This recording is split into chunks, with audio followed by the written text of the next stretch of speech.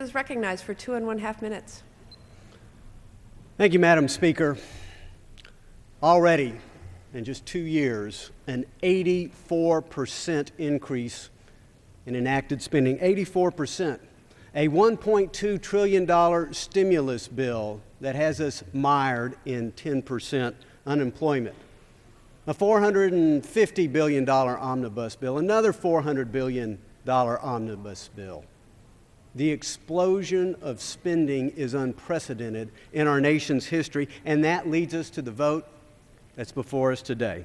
Increase the debt limit for the third time in 12 months. Increase it another $1.9 trillion, our Democratic colleagues say, so that we can increase the burden per household $16,214. Where will it all end? And now just this week, we hear from the President of the United States, we haven't spent enough. Let's spend some more. Let's propose a budget that will simply triple the national debt over 10 years. Madam Speaker, the American people are tired of the spending, tired of the debt, tired of the deficits, and certainly tired of the bailouts. And don't take my word for it, Madam Speaker.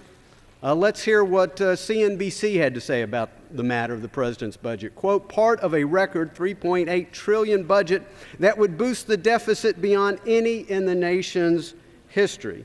The New York Times, quote, the budget projects that the deficit will peak at nearly $1.6 trillion. It goes on to say, and remain at economically troublesome levels over the remainder of the decade. Wall Street Journal, all of this spending must be financed, and so deficits and taxes are both scheduled to rise to record levels. And so what do we hear? We hear from our Democratic friends, well, let's have pay-go. Well, what did we learn about pay-go? Well, number one, they've already had a House rule for 2 years. And at least as practiced in the last fiscal year, 98%, Madam Speaker, 98% of all spending was either waived or it was exempt. Pay-go is a budget fig leaf.